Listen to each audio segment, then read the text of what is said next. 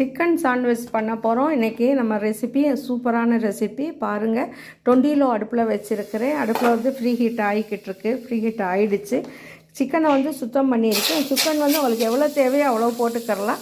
நான் 1/4 கிலோவுக்கு கொஞ்சம் கூட போடுறேன். எலும்பு உள்ளது எலும்பு இல்லாதது எல்லாமே இருக்குது. நம்ம மூடி வச்சுட்டோம் அப்படின்னா நம்ம எலும்பு எடுத்துகிட்டு தான் செய்ய போகிறோம். வெந்ததுக்கப்புறம் சின்ன சின்ன பீஸாக பிச்சுருவோம். அப்போ எலும்போடு போட்டாலும் நம்ம பிச்சுக்கரலாம். எலும்போடு உள்ள கறி வந்து சாஃப்டாக இருக்கும், சக்கையாக இல்லாமல். எம்சி குக்கரில் உங்களுக்கே தெரியும். ஃப்ரீ ஹீட் பண்ணிவிட்டு போட்டுட்டு அடுப்பை ஆஃப் பண்ணிடுறேன். ஃப்ரீ ஹீட் பண்ணிவிட்டு சிக்கனை போட்டுட்டோம்னாலே உங்களுக்கு டக்குண்டு குக் ஆகிரும். அந்த ஹீட்லேயே குக்காகி நல்ல ஒரு மணமாக இருக்கும். இப்போ குக்காகிக்கிட்டு இருக்கு. பார்ப்போம், குக்காகி முடியட்டும் பார்ப்போம். இப்போ அதுக்கு தேவையான நம்ம வந்து வெஜிடபிள்ஸ் கட் பண்ண போகிறோம். இப்போ பாருங்கள், ஸ்டீமிங் 98 வந்துருச்சு. ரெட் மார்க் வந்து 98 வந்துருச்சு. ஸ்டீமிங் வெளியாகிடுச்சு. எப்போ குக்கரில் வந்து ஸ்டீமிங் வெளியாகுதோ குக் ஆகிடுச்சுன்னு அர்த்தம். இப்போ நம்ம போட்டு 1 நிமிஷம் கூட இல்லை, ஒரு 50 மினிட்ஸ் தான் ஆகிருக்கும். இப்போ நான் ஓப்பன் பண்ணி காட்டுறேன் பாருங்களேன். குக் ஆகிடுச்சு பாருங்கள். ஆனால் இருந்தாலும் திருப்பி மூடி வச்சு கொஞ்ச நேரம் அப்படியே வச்சிட்டோம்னா ரிட்டன் வந்ததும் இந்த நம்ம ஓப்பன் பண்ணது ரிட்டன் போயிடும். ரெட் மார்க் வந்து ரிட்டன் போயிடும்.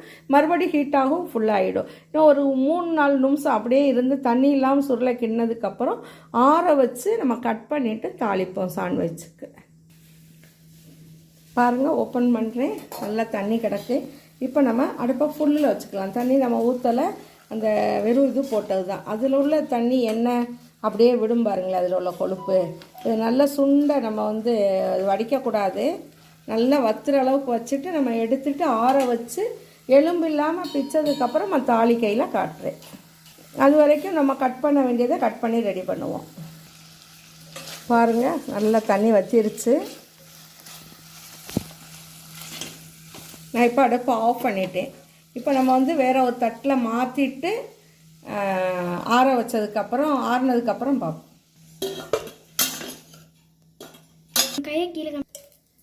ஒரு ஸ்பூன் இல்லை, சும்மா 1/4 ஸ்பூன் எண்ணெய் ஊற்றுறேன். எண்ணெய் தேவையில்லை, இருந்தாலும் அந்த மயோனீஸுக்கு ஒரு எண்ணெய் மயம் வரணுங்கிறதுக்காக எண்ணெய் ஊற்றியிருக்கேன். நம்ம பொடிசாக கட் பண்ணி வச்சுருக்க இது சிக்கனே அதிலே போடுறேன்.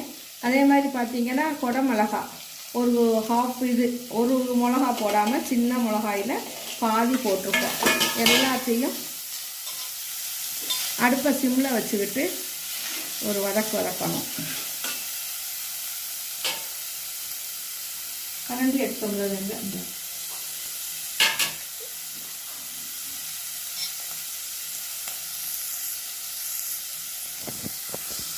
கட் பண்ண வச்சுக்கோங்க. இப்போ பார்த்தீங்கன்னா மிளகா பொடி போட போகிறேன். மிளகா பொடி 1/2 ஸ்பூன். அந்த காரத்துக்கு தகுந்தாப்பில் உப்புல ஆல்ரெடி போட்டாச்சு. இப்படி இப்படி ஃபுல்லாக இருக்க மாதிரி கட்டு தெரியுதா? அடுப்பை ஆஃப் பண்ணிவிட்டு அவ்வளோதான். அந்த ஹீட்லேயே நல்லா வதங்கிருச்சு.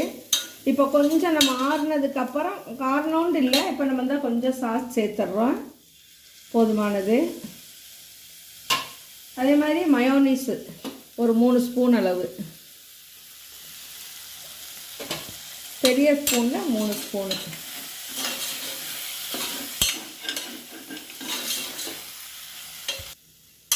அவ்வளோதான், போதுமானது. அடுப்பு நானானா அப்போதே ஆஃப் பண்ணிவிட்டேன். அந்த ஹீட்லேயே தான் இருக்குது. நல்லா குக் ஆகிடுச்சு. இப்போ நம்ம ப்ரெட்டை வச்சு டோஸ்ட் பண்ணுவோம். ப்ரெட்டை லேஸ்ட்டாக டோஸ்ட் பண்ணிவிட்டு அதுக்கப்புறம் நம்ம வந்து ஸ்டஃபிங் வைக்கலாம். அப்போ தான் அந்த ரொம்ப டேஸ்ட்டாக இருக்கும். நல்லா சூடாயிருச்சு. ரொம்ப மொறுமொறுன்னு வர தேவையில்லை, லேசாக சூடானாலே போதுமானது. அதை எடுத்துகிட்டு இப்போ 2வது வச்சுருக்கேன். 3 பாருங்கள். கலர்லாம் ப்ரௌன் ஆகணும்னு இல்லை, அந்த அளவுக்கு ரோஸ்ட் ஆனால், லைட்டாக ரோஸ்ட் ஆனால் போதுமானது. ஸ்டஃப் வந்து பார்த்திங்கன்னா இந்த மாதிரி ஃபுல்லாக வச்சுட்டு நல்லா எல்லா பக்கமும் படுற மாதிரி வச்சு நம்ம ஒன்றை வச்சு க்ளோஸ் பண்ணிட்டோம். நம்ம ரோஸ்ட் எப்படி பண்ணுறது சாண்ட்விட்ஜுங்கிறது இப்போ நான் காட்டுறேன். இப்போ குக்கரில் கொஞ்சம் ஒரு சின்ன ஸ்பூன் அளவு லேசாக 5 சொட்டு இருக்கும் பாருங்களேன். எல்லா பக்கம் பரவுற அளவுக்கு தான் நான் ஊற்றிருக்கேன், நிறையா ஊற்றலை. இதே நீங்கள் பட்டர் போடுறா இருந்தாலும் போட்டுக்கலாம். நான் நல்லெண்ணெய் தான் ஊற்றியிருக்கேன். இப்போ முட்டை 2 முட்டை, அதில் வந்து உப்பு மிளகு பொடி எல்லாம் போட்டு வச்சுருக்கிறேன்.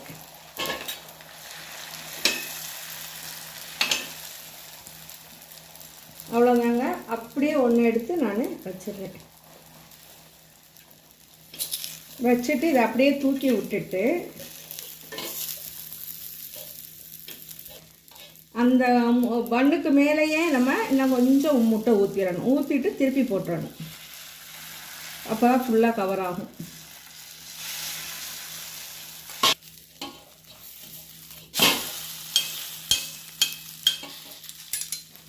பாருங்க, ஃபுல்லாக கவர் ஆயிடுச்சு. Egg chicken sandwich.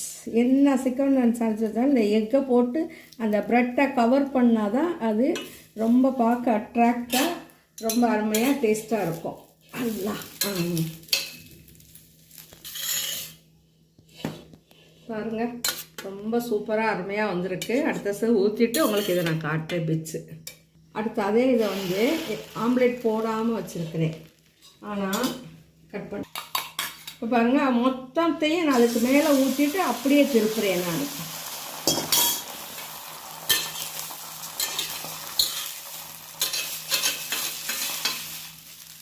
அப்படியே ஆஃப் குக்காக இருக்குது, அப்படியே திருப்பி போட்டுறணும்.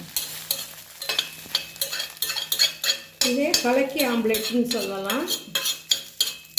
ரொம்ப சூப்பராக இருக்கும். ஆனால் ப்ரெட்டு ஒரு பக்கம் தெரியும், ஆம்லேட் ஒரு பக்கம் இருக்கும். இப்போ பாருங்கள், நல்லா ரோஸ்ட் ஆகிடுச்சு.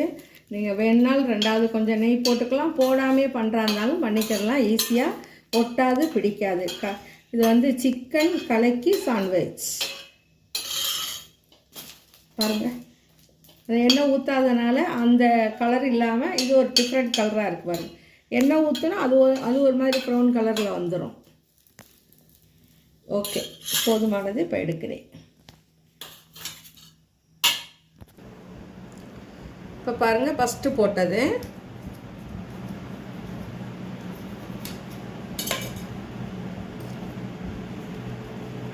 அருமையாக டேஸ்ட்டாக இருக்குது. அப்படியே கடிச்சு சாப்பிட்றதுக்கு ரொம்ப டேஸ்டியாக இருக்கும், ஹெல்த்தியாக இருக்கும். இதை நீங்கள் வந்து நான் போட்டது வந்து இன்றைக்கி வந்து மைதா ப்ரெட்டு தான் போட்டிருக்கேன். நீங்கள் வீட் ப்ரெட்டு வேணாலும் போட்டுக்கலாம். எப்போயும் வீட்டு தான் போடுவேன். இன்றைக்கி கிடைக்கல, அதனால் மைதா ப்ரெட் வாங்கியிருக்கேன். இது நம்ம வந்து காலை டிஃபனாகவும் எடுத்துக்கலாம், ஈவினிங் டின்னராகவும் எடுத்துக்கலாம், ஸ்நாக்ஸாகவும் குழந்தைங்களுக்கு கொடுக்கலாம். சிக்கன் சாப்பிட மாட்டேங்கிறேங்கிற குழந்தைங்களுக்கு நம்ம இந்த மாதிரி சாண்ட்விச் மாதிரி கொடுக்கலாம். ஏஎம்சியில் பண்ணையில் நிறையா பட்டர், எண்ணெய், நெய் ஊற்ற தேவையில்லை. ஏஎம்சி குக்கரில் ரோஸ்டிங்காகவும் டேஸ்ட்டாகவும் ஹெல்த்தாகவும் இருக்கும். எந்த ஒரு பொருள் சாப்பிட்டாலும் ஏஎம்சி குக்கரில் எல்லா சமையலும் செஞ்சு பாருங்கள், அதனுடைய அருமை நல்லா தெரியும். ஏஎம்சி குக்கர் இருக்கிறவங்க இதை ட்ரை பண்ணுங்கள். உங்களுக்கு பிடிச்சிருந்தா கமெண்ட் பண்ணுங்கள், ஷேர் பண்ணுங்கள், சப்ஸ்கிரைப் பண்ணுங்கள். தொடர்ந்து என்னுடைய வீடியோ பாருங்கள். உங்களுக்கு என்ன சந்தேகம், அடுத்தடுத்து புது புது ரெசிபி என்ன வேணுனாலும் கேளுங்க. ஏஎம்சி குக்கரில் நான் செஞ்சு காட்டுறேன். சப்ஸ்கிரைப் பண்ண மறந்துடாதீங்க. Wish all the success. நல்லா சாப்பிடுங்க, நல்லா வாழுங்க. தேங்க்யூ. நெக்ஸ்ட் ஒரு வீடியோவோட சந்திக்கிறேன்.